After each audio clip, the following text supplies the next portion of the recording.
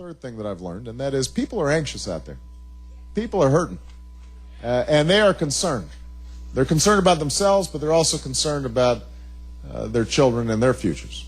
You know, Evans started talking about some of the problems that people feel, and many of you have read the statistics. I mean, we have the highest unemployment rate in 5 years.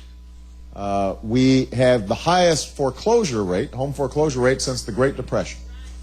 Wages and incomes have flatlined. When Bill Clinton was president, the average family saw its wages, saw its total income go up $7,500. Since George Bush has been in office, it has gone down $2,000. So people are taking in less money. They're seeing their jobs shipped overseas. 47 million people without health insurance. People's pensions are being threatened. And because less money's coming in and more money's going out, at the end of the month, paying those bills gets tough. And people sit around the kitchen table trying to figure out, well, maybe we'll pay this one now. We'll have to put off that one later. Folks aren't even thinking about being able to save for retirement. They're not, they can't even conceive how they're going to pay for a college education for their kids. So people are worried. And they're not just worried about themselves. They're worried about the future and the next generation. And one of the things that I am absolutely convinced of is that we are at a defining moment, both in terms of our economy and our national security.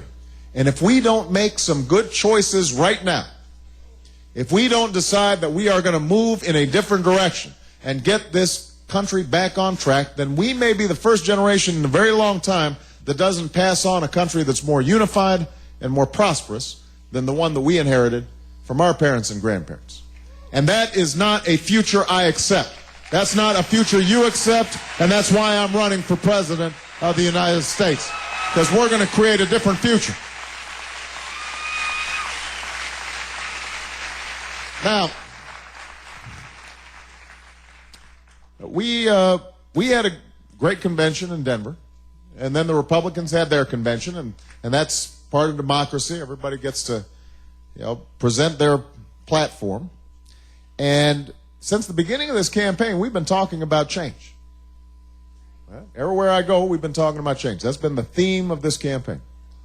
And we must be on to something, because I notice now everybody's talking about change now. Everybody's talking about change.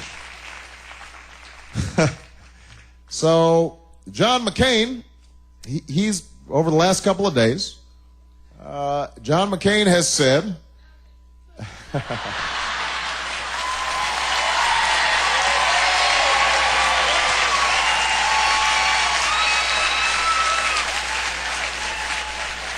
John McCain has said that change is coming. That's what he says. Now think about this. This is coming from the party that's been in charge for 8 years. They've been running the show. Been up in the White House. John McCain brags, 90% of the time I have voted with George Bush.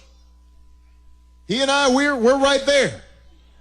And suddenly, he's the change agent. He says, I'm going to tell those lobbyists that their days of running Washington are over. Who's he going to tell? Is he going to tell his campaign chairman, who's one of the biggest corporate lobbyists in Washington? Is he going to tell his campaign manager, who was one of the biggest corporate lobbyists in Washington? Is he going to tell all the folks who are running his campaign, who are the biggest corporate lobbyists in Washington? Who is it that he's going to tell the change is coming? I mean, come on. They must think you're stupid.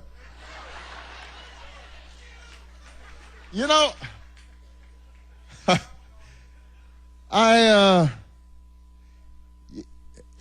guess, I mean, maybe what they're saying is, watch out, George Bush.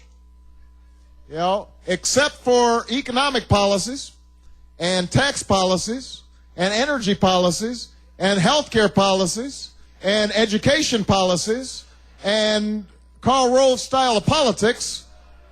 Except for all that, we're really going to bring change to Washington.